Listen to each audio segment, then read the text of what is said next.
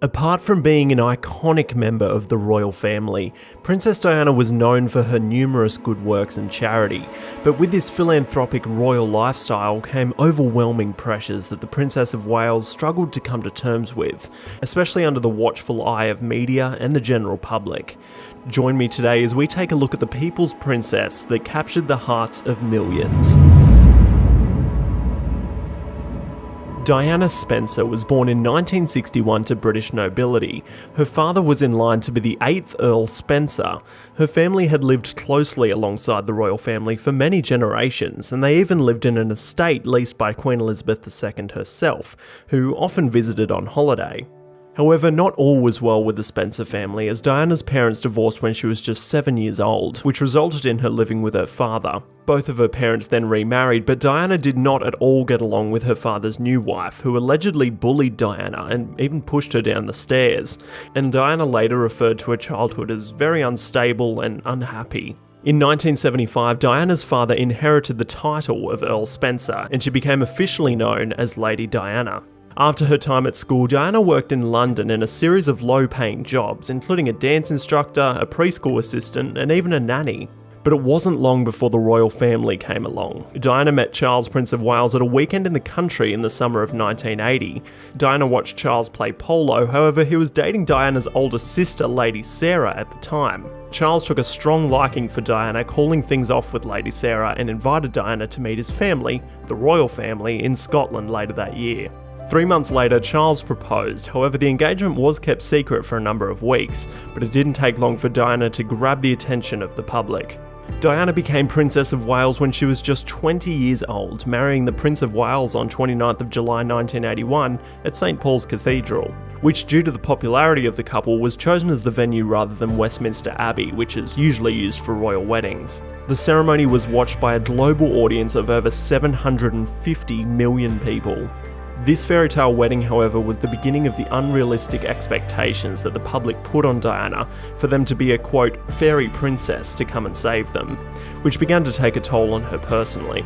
Juggling the pressure of royalty and fame, tension began to rise in Diana's personal life as she struggled to be what was expected of her, and her own family offered little support.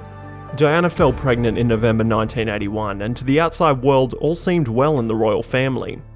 However, 3 months later, Diana fell down a flight of stairs, luckily not seriously injuring her or the baby, but Diana later admitted that Charles made her feel so inadequate that she intentionally threw herself down the stairs, saying, quote, "He made me feel so inadequate in every possible way that each time I came up for air, he pushed me down," end quote.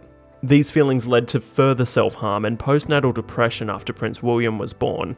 In 1984, Charles and Diana's second child, Harry, was born, and the princesses said that she and the prince were at their best during the pregnancy with Harry.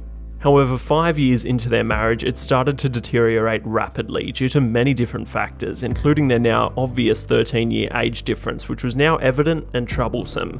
Charles began to have an affair with his former girlfriend Camilla Parker Bowles, which resulted in Diana also having an affair with the family's former riding instructor, which led to speculation that Charles may not be Harry's father, but this has since been denied, and their affair did not occur until 2 years after Harry was born.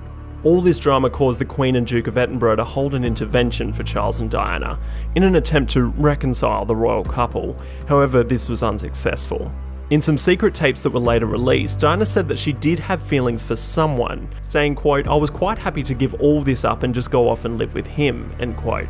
It was initially thought that Diana was referring to one of her security guards, as someone on her protection squad was relocated for his and Diana's relationship being labelled as inappropriate. However, friends of Diana dismissed this rumour later. Rumours then arose of Charles taking part in other affairs, and Diana wrote highly personal letters to the Queen Mother, who were destroyed by Princess Margaret in what she thought to be an attempt at protecting her family. Throughout all these personal and marital issues, Diana kept a notable public image and took part in many charitable works. This included work with AIDS, cancer, and animal protection, as well as taking part of many charities assisting the homeless, struggling teens, drug addicts, and the elderly. Because of these works, Diana is widely seen as one of the most influential people of the 20th century, winning her countless awards. However, in 1995, talks of divorce were in the air. In an interview with BBC, Diana candidly spoke about the both of their affairs, and specifically about Camilla's effect on their marriage. Do you think Mrs. Parker Bowles was a factor in the breakdown of your marriage? Well, there were 3 of us in this marriage, so it was a bit crowded. This interview was the tipping point for the royal family and caused the Queen to write to the couple advising them to divorce. The divorce was finalised the following year, including a condition that neither of them were able to discuss the details of their marriage or divorce. The day following her divorce in 1996, Diana announced her resignation from over 100 charities and retained just 6, which was thought to take pressures off of herself and concentrate on the charities she was most passionate about. Diana then had a relationship with a heart surgeon named Hasnat Khan. However, Diana broke up with him the following year and started dating a man named Dodi Fayed. Diana was invited to spend a weekend away on Fayed's yacht, which she spent 9 days on in the French and Italian Riviera. On the way home from this trip, the 2 of them stopped in Paris on their way back to London. While staying in their hotel, the media became aware of their presence, and the couple was required to make alternate arrangements. To avoid the countless paparazzi, they were rushed away. Normal programming has been suspended, and we now join Martin Lewis in the news studio. This is BBC Television from London. Diana, Princess of Wales, has died after a car crash in Paris. The French government announced her death just before 5 o'clock this morning. Buckingham Palace confirmed the news shortly afterwards. Normal programs have been suspended while we bring you the latest developments throughout the morning.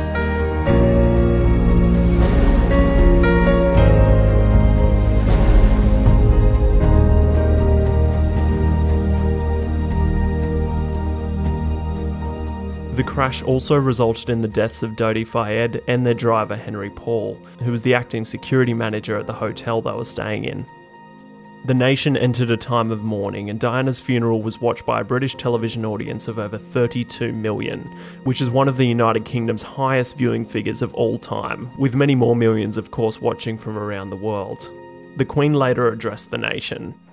We have all been trying in our different ways to cope.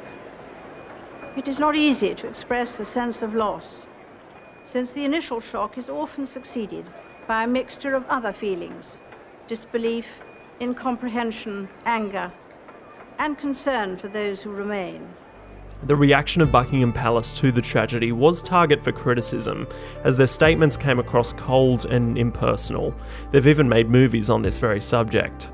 There are countless conspiracies of the circumstances surrounding Diana's death, with some based on fact, but many just speculation, which I'm not going to go into here.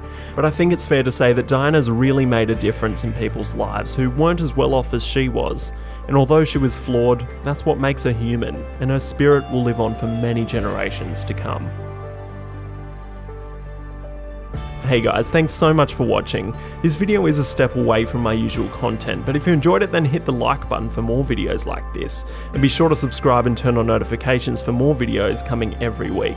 This is Matt Rogers, and that is all.